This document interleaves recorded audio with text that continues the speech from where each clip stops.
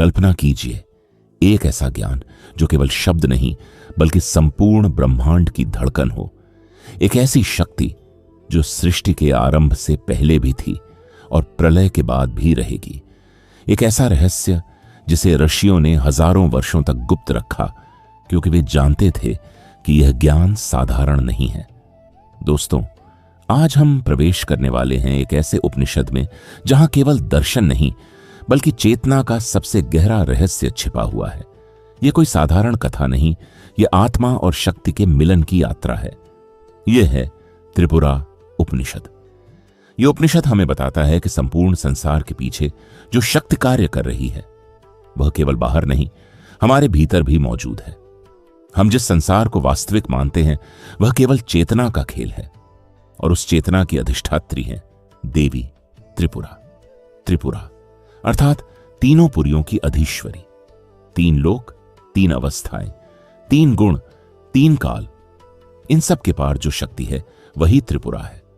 इस उपनिषद में केवल देवी की स्तुति नहीं है, बल्कि यह बताया गया है कि मनुष्य अपनी सीमित पहचान से ऊपर उठकर ब्रह्म स्वरूप को कैसे अनुभव कर सकता है।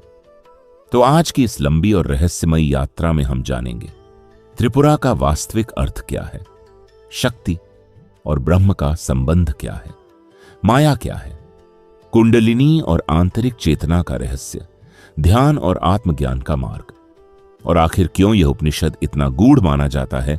तो अपनी चेतना को शांत कीजिए, मन को स्थिर कीजिए और प्रवेश कीजिए उस संसार में जहां केवल सत्य है। अध्याय 1, त्रिपुरा। कौन है त्रिपुरा? उपनिषद का पहला और सबसे महत्वपूर्ण प्रश्न यही है। आखिर त्रिपुरास कौन है? क्या वे केवल एक देवी हैं? क्या वे केवल शक्ति का प्रतीक हैं? या फिर वे स्वयं ब्रह्मांड की मूल चेतना है?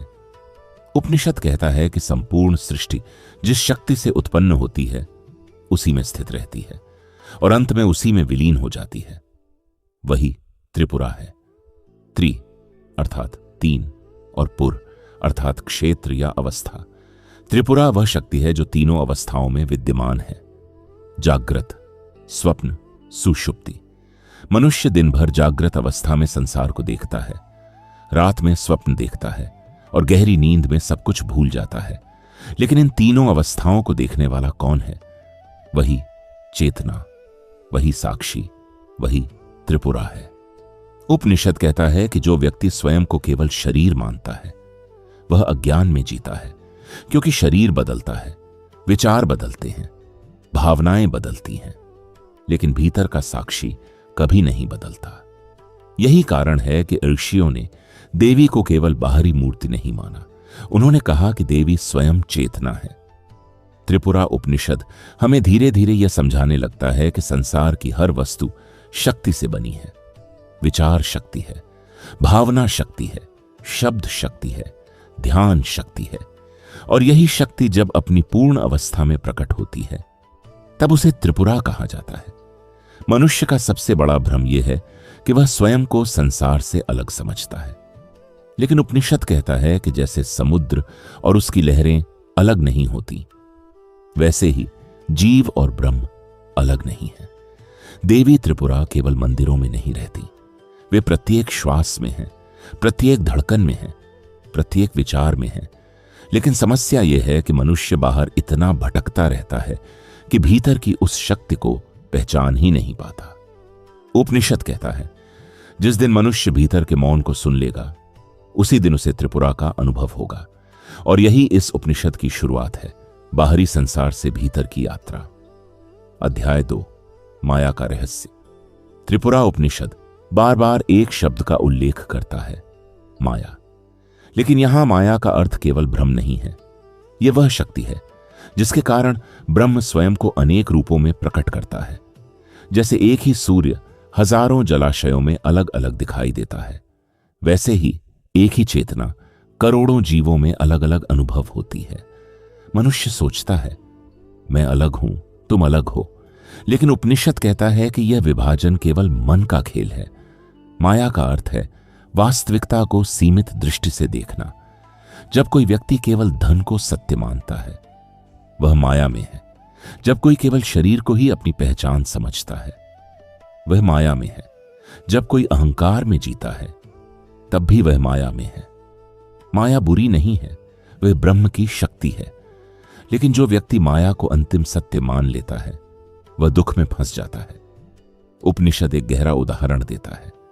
रात के अंधेरे में यदि कोई रस्सी पड़ी हो तो मनुष्य उसे सांप समझ लेता है, डर जाता है, घबरा जाता है।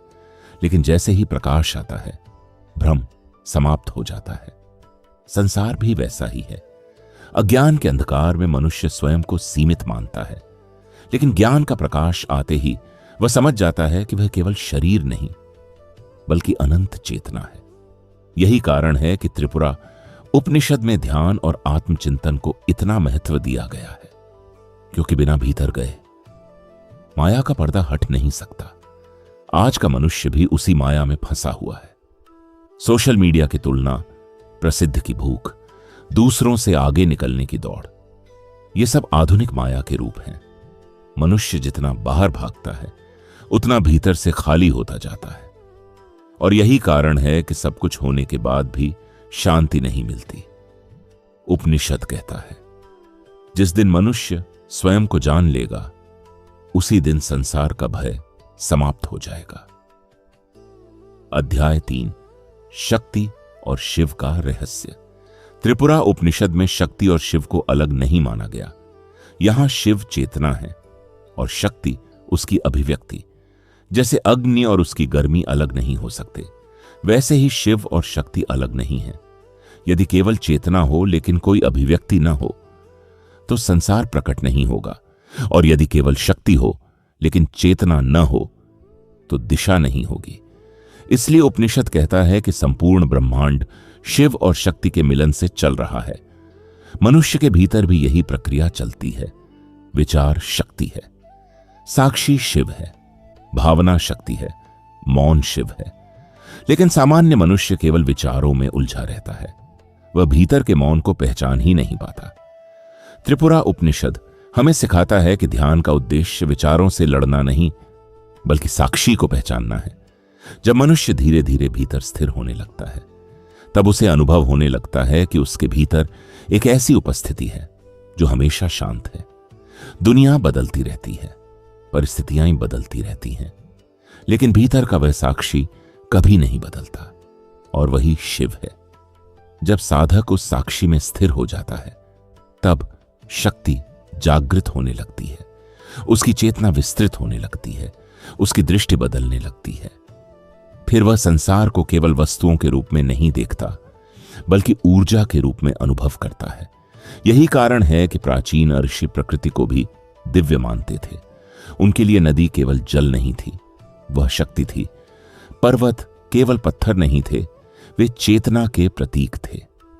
त्रिपुरा उपनिषद हमें बताता है कि जब तक मनुष्य संसार को मृत वस्तुओं की तरह देखता रहेगा तब तक वह सत्य को नहीं समझ पाएगा। सत्य अनुभव से आता है, केवल जानकारी से नहीं। अध्याय 4, कुंडलिनी का रहस्य। त्रिपुरा उपनिषद में कुंडलिनी का उल्लेख अत्यंत रहस्यमयी ढंग से किया गया है। कहा गया है कि प्रत्येक मनुष्य के भीतर एक सुप्त शक्ति मौजूद है। यह शक्ति साधारण नहीं बल्कि दिव्य चेतना का द्वार है। इसे ही कुंडलिनी कहा गया। उपनिषद के अनुसार यह शक्ति मूलाधार में सुप्त अवस्था में रहती है, लेकिन जब साधक ध्यान, जप, साधना और आत्मसंयम के माध्यम से स्वयं को शुद्ध करता है तब यह शक्ति जागृत होने लगती है। यह जागरण केवल रहस्यमयी अनुभव नहीं है, यह चेतना के विस्तार की प्रक्रिया है। सामान्य मनुष्य केवल बाहरी संसार में जीता है। उसकी ऊर्जा भय, क्रोध, वासना, ईर्ष्या और असुरक्षा में खर्च होती रहती है। लेकिन जब कुंडलिनी जागृत होती है तब वही ऊर्जा ज्ञान, करुणा, शांति और जागरूकता में बदलने लगती है। उपनिषद यह भी कहता है कि बिना गुरु और बिना संयम के इस मार्ग पर चलना उचित नहीं है, क्योंकि शक्ति जितनी महान है उतनी ही गहरी भी है। कुंडलिनी जागरण का वास्तविक अर्थ है भीतर की नींद टूटना, चेतना का ऊंचा होना, सीमित पहचान का समाप्त होना।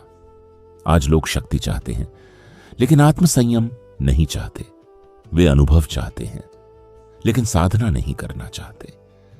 इसीलिए उपनिषद बार बार कहता है कि वास्तविक शक्ति बाहर नहीं, भीतर के अनुशासन से आती है। जब मनुष्य अपनी इंद्रियों का दास नहीं रहता, तभी चेतना ऊपर उठती है और तभी साधक धीरे धीरे त्रिपुरा की अनुभूति करने लगता है। अध्याय 5, ध्यान का वास्तविक अर्थ। आज अधिकांश लोग ध्यान को केवल आंखें बंद करके बैठना समझते हैं, लेकिन त्रिपुरा उपनिषद ध्यान को कहीं अधिक गहरा बताता है। उपनिषद कहता है ध्यान केवल तकनीक नहीं बल्कि चेतना की अवस्था है। जब मनुष्य का मन भटकना बंद कर देता है, जब वह वर्तमान में स्थिर हो जाता है, जब भीतर मौन प्रकट होने लगता है, तभी वास्तविक ध्यान शुरू होता है। ध्यान का उद्देश्य संसार से भागना नहीं है, बल्कि संसार को सही रूप में देखना है। मनुष्य का मन लगातार अतीत और भविष्य में भटकता रहता है, उसे कभी संतोष नहीं मिलता। लेकिन ध्यान धीरे धीरे मन को स्थिर करता है, और जैसे ही मन शांत होता है, भीतर का साक्षी प्रकट होने लगता है। त्रिपुरा उपनिषद में कहा गया है कि साधक को अपने भीतर उस ज्योति को देखना चाहिए जो कभी बुझती नहीं। यह ज्योति आत्मा की है, चेतना की है। जब साधक उस ज्योति में स्थिर हो जाता है, तब भय समाप्त होने लगता है।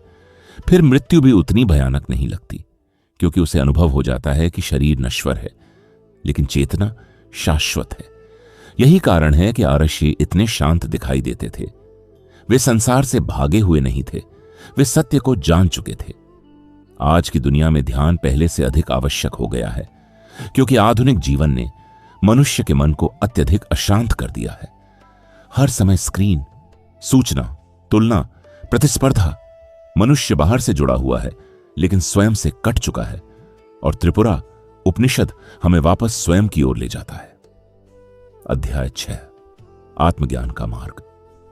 त्रिपुरा उपनिषद का अंतिम लक्ष्य केवल पूजा या कर्मकांड नहीं है, उसका वास्तविक उद्देश्य है आत्मज्ञान। आत्मज्ञान अर्थात स्वयं को जानना। लेकिन यहां स्वयं का अर्थ शरीर या नाम नहीं है। यह उस चेतना की पहचान है जो सबके भीतर समान रूप से मौजूद है। उपनिषद कहता है कि मनुष्य का सबसे बड़ा दुख उसकी गलत पहचान है। वह स्वयं को सीमित मानता है, इसीलिए वह भयभीत रहता है। उसे मृत्यु का डर है, असफलता का डर है, अकेलेपन का डर है। लेकिन जिस क्षण उसे अनुभव होता है कि वह केवल शरीर नहीं बल्कि अनंत चेतना है, उसी क्षण भय समाप्त होने लगता है। आत्मज्ञान कोई अचानक मिलने वाली चीज नहीं है, यह धीरे धीरे जागने की प्रक्रिया है। पहले मनुष्य संसार को समझता है, फिर स्वयं को देखना शुरू करता है, फिर अपने विचारों को देखने लगता है, और अंत में उसे पता चलता है कि वह विचार भी नहीं है, वह केवल साक्षी है। यही साक्षी त्रिपुरा है, यही ब्रह्म है, यही सत्य है। उपनिषद कहता है कि जिस दिन साधक यह अनुभव कर लेता है, उसी दिन उसके लिए संसार बदल जाता है। वह पहले की तरह जीता तो है, लेकिन भीतर से स्वतंत्र हो जाता है। उसे अब बाहरी वस्तुओं में पूर्णता नहीं खोजनी पड़ती, क्योंकि वह भीतर की पूर्णता को पहचान चुका होता है। अध्याय 7, आधुनिक जीवन और त्रिपुरा उपनिषद। यदि हम ध्यान से देखें तो त्रिपुरा उपनिषद आज भी उतना ही प्रासंगिक है जितना हजारों वर्ष पहले था। आज मनुष्य के पास सब कुछ है, तकनीक, पैसा, सुविधा, मनोरंजन, लेकिन फिर भी भीतर खालीपन है। क्यों? क्योंकि आधुनिक सभ्यता ने मनुष्य को बाहर की दुनिया जीतना सिखाया, लेकिन भीतर की दुनिया को समझना नहीं सिखाया। आज लोग पूरी दुनिया से कनेक्टेड हैं, लेकिन स्वयं से डिस्कनेक्टेड हैं। यही कारण है कि एंजाइटी, डिप्रेशन और लोनलीनेस इतनी तेजी से बढ़ रही है। त्रिपुरा उपनिषद हमें याद दिलाता है कि शांति बाहर नहीं मिलेगी, वह भीतर से उत्पन्न होती है। यदि मन अशांत है तो पूरा संसार अशांत लगेगा, लेकिन यदि भीतर मौन है तो संसार भी सुंदर दिखाई देगा। उपनिषद यह भी सिखाता है कि वास्तविक शक्ति दूसरों को नियंत्रित करने में नहीं, स्वयं को नियंत्रित करने में है। आज का मनुष्य बाहरी उपलब्धियों में इतना खो गया है कि उसने आत्मा की आवाज सुनना ही बंद कर दिया है। लेकिन जब वह कुछ समय अकेले बैठता है, ध्यान करता है, स्वयं को देखता है, तब धीरे धीरे भीतर की यात्रा शुरू होती है और वही इस उपनिषद का संदेश है। अध्याय 8, त्रिपुरा का आंतरिक अनुभव। त्रिपुरा उपनिषद बार बार इस बात पर जोर देता है कि सत्य केवल पढ़ने से नहीं मिलता, उसे अनुभव करना पड़ता है। कोई व्यक्ति हजारों ग्रंथ पढ़ सकता है, लेकिन यदि उसने स्वयं को नहीं जाना तो ज्ञान अधूरा है।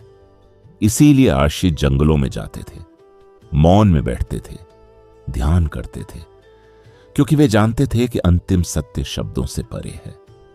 त्रिपुरा का अनुभव तब शुरू होता है जब मनुष्य अपने भीतर के शोर को देखना शुरू करता है। धीरे धीरे विचार शांत होते हैं, भावनाएं स्थिर होती हैं और फिर भीतर एक गहरा मौन प्रकट होने लगता है। वही मौन त्रिपुरा का द्वार है। उस अवस्था में साधक को अनुभव होता है कि वह अकेला नहीं है, पूरा अस्तित्व एक ही ऊर्जा से भरा हुआ है। तब पेड़ भी जीवित महसूस होते हैं, आकाश भी दिव्य लगता है, सांस भी ध्यान बन जाती है।